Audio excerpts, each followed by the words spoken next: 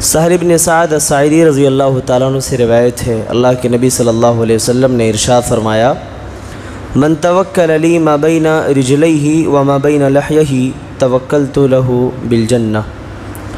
اللہ کے نبی صلی اللہ علیہ وسلم فرماتے ہیں کہ جو مجھے دو چیزوں کی ضمانت دے دے میں اسے جنت کی ضمانت دیتا ہوں۔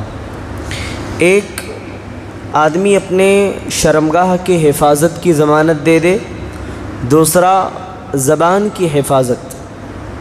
اللہ کے رسول فرماتے ہیں کہ میں اس آدمی کو جنت کی ضمانت دیتا ہوں۔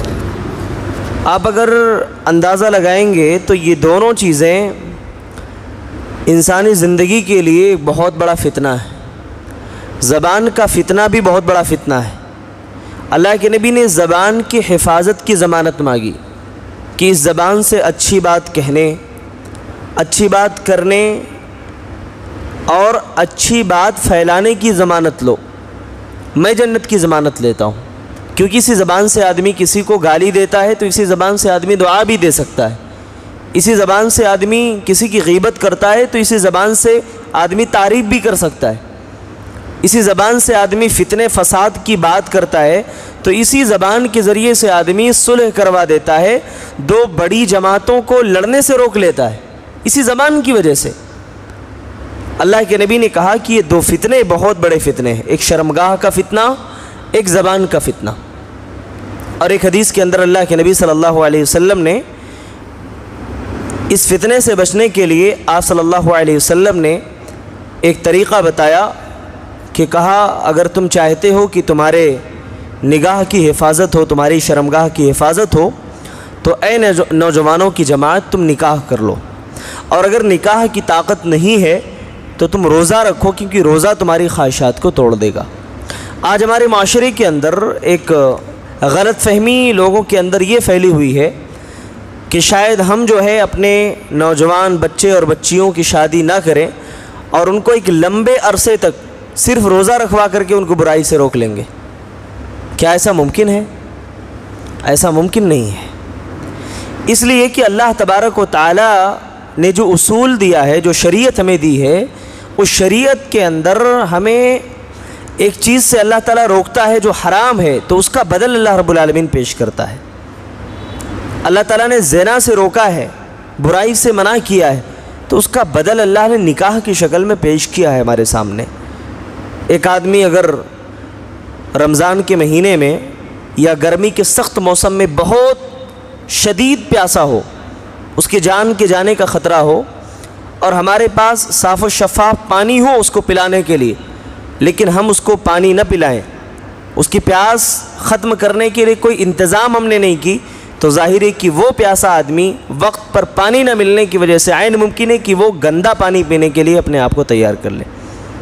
برائی کی طرف مائل کرنے میں شیطان پیچھے لگا ہوا ہے، شیطان چھوڑتا نہیں ہے، کوئی بھی موقع ہاتھ سے جانے نہیں دیتا ہے۔ اسی لیے اللہ کے رسول صلی اللہ علیہ وسلم نے زنا جیسے گناہ اور زنا تک لے جانے والے جو اسباب ہوتے ہیں ان سے اللہ کے رسول نے روک دیا ہے۔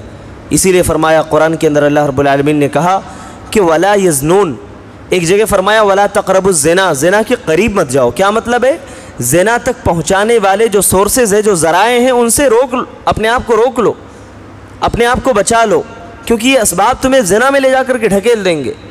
اور ایک حدیث میں اللہ کے نبی نے فرمایا، جیسا کہ حضرت انس رضی اللہ تعالیٰ عنہ کی روایت ہے، لا تقوم الساعہ، قیامت اس وقت تک قائم نہیں ہوگی، وَإِمَّا قَالْ مِنْ أَشْرَاطِ السَّاعَةِ، راوی حدیث کہتے ہیں کہ اللہ کے رسول نے یا یہ بات کہی کہ من اشراط الساعہ، قیامت کی نشانیوں میں سے ایک نشانی یہ بھی ہے، ان یرفع العلم، علم اٹھا لیا جائے گا، علم اٹھ جائے گا۔ بڑے بڑے علماء کو لاک ڈاؤن میں ہم نے وفات پاتے ہوئے دیکھا ہے، بڑے بڑے پائے کے علماء تھے، پاکستان کے، ہندوستان کے، وطن عزیز کے، کتنے ایسے علماء تھے بیچارے جنہوں نے اپنے علم کا لوہا منوایا تھا، دنیا سے رخصت ہو گئے۔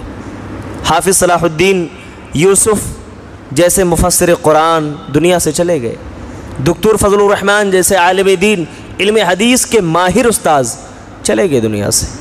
ایسے بہت سارے علماء ہیں جن کو انگلیوں پر گنا جا سکتا ہے میرے بھائیوں، 50 بلکہ 100 تک ان کی گنتی اور تعداد پہنچے گی جن کا انتقال ہو گیا، لاک ڈاؤن میں وفات پا گئے۔ یہ علم کا اتنا بڑا خسارہ ہے، علم کے میدان کا اتنا بڑا خلا ہے، اتنا بڑا نقصان ہے، جس کی تلافی کرنا، جس کی بھرپائی کرنا صدیوں صدیوں تک ممکن نہیں ہے۔ صدیاں گزر جائیں گی مگر اس کی بھرپائی نہیں کی جا سکتی ہے۔ آپ اندازہ لگائیے کہ ان علماء نے کتنی کتابیں لکھی تھیں، کتنے فضلاء کو، کتنے ہمارے جیسے علماء کو لا کر کے کھڑا کیا تھا معاشرے کے اندر، کتنا بڑا کام کیا تھا، وہ دنیا سے چلے گئے۔ اب اللہ کے نبی آگے فرماتے ہیں وَيَظْهَرَ الْجَهْلُ، جہالت ظاہر ہو جائے گی، جہالت عام ہو جائے گی۔ وَيُشْرَبَ الْخَمْرُ، شراب لوگ کثرت سے پینے لگیں گے۔ وَيَظْهَرَ الزِّنَا، زنا عام ہو جائے گا۔ آپ نکل جائیے ممبئی کی سرزمین پر، آپ دیکھیں گے لوگ دھڑلے کے ساتھ بے حیائی کرتے ہیں۔ ممبئی کے اندر آپ باندرا میں چلے جائیے، پارکوں میں بے حیائی اتنی کھلے طریقے سے عام ہے جس کو دیکھ کر کے شرم سے سر جھک جاتا ہے۔ ایسے جگہوں پر قوم کی بیٹیاں، قوم کی بہنیں جا کر کے اپنے عزت و ناموس کو نیلام کریں اور معاشرے کے لوگ اس کو ماڈرن دور کا نام دیں، وہ نئے زمانہ آ گیا، نیا وقت آ گیا، یہ نام دیں۔ میرے بھائیوں، یہ برائی ہے، یہ قیامت کی علامت ہے، قیامت کی نشانی ہے، یہ اس بات کا سنکیت ہے کہ اب قیامت بہت قریب ہے۔ اب یہ دنیا زیادہ دنوں تک نہیں ٹھہرنے والی ہے، اب ختم ہونے والی ہے دنیا۔ اللہ کے نبی صلی اللہ علیہ وسلم نے آگے فرمایا وَيَقِلُّ الرِّجَالُ وَيَكْثُرُ النِّسَاءُ، مرد کم ہو جائیں گے اور عورتوں کی کثرت ہو جائے گی۔ حَتَّى يَكُونَ لِلْخَمْسِينَ امْرَأَةٌ الْقَيِّمُ الْوَاحِدُ، فرماتے ہیں یہاں تک کہ 50 عورتیں ایک مرد پر ہوں گی، یعنی ایک مرد جو ہے 50 عورتوں کی نگرانی کرے گا۔ قیامت کے قریب یہ حال ہوگا میرے بھائیوں۔ یہ حدیث اللہ کے نبی صلی اللہ علیہ وسلم نے اس میں قیامت کی بہت ساری جو نشانیاں ذکر کی ہیں، ان میں سے بہت سی نشانیاں ظاہر ہو چکی ہیں اور بہت سی ظاہر ہو رہی ہیں۔ اس لیے آپ دیکھیے جو نشانی اللہ کے نبی نے بتائی ہے اور جس فتنے سے اللہ کے نبی نے آگاہ کیا ہے، اس فتنے سے ہمیں اپنے آپ کو اور اپنے اہل و عیال کو ہمیں بچانے کی کوشش کرنی چاہیے، جہاں تک ہماری طاقت ہو، ہماری استطاعت ہو۔ ایسے کتنے علاقے آپ دیکھ لیں گے، آپ خود سروے کروا لیجئے، وہاں پر نوجوانوں کی شادیاں کرنے میں لوگ اتنی تاخیر کرتے ہیں تعلیم کے نام پر۔ آپ بتائیے وہاں برائی عام نہیں ہوگی، وہاں بے حیائی عام نہیں ہوگی، وہاں فحش کاری عام نہیں ہوگی تو کیا ہوگا؟ بھائی اگر اللہ تعالیٰ نے ہمیں اور آپ کو ایک ذمہ دیا ہے، ایک ذمہ داری ہمارے کندھوں پر عائد کی ہے، تو کیوں ہم ان کی شادیاں اور ان کے نکاح کرنے میں تاخیر کریں؟ ایسے لوگ اپنے بچوں کی شادیاں جو جان بوجھ کر کے تاخیر کرتے ہیں، ظالم ہیں لوگ، قیامت کے دن ان کو جواب دینا پڑے گا اللہ کے سامنے، اور اللہ کے سامنے یہ سر جھکا کر کے کھڑے رہیں گے۔ اور اگر ان کے بچے کوئی غلطی کرتے ہیں اپنے جوانی کے دنوں میں، تو گنہگار جتنا بچہ ہوگا اتنے ہی زیادہ یہ بھی گنہگار ہوں گے، کیونکہ انہوں نے حق رکھتے ہوئے بھی اپنے بچے کی جائز طریقے سے نکاح اس کا نہیں کروایا۔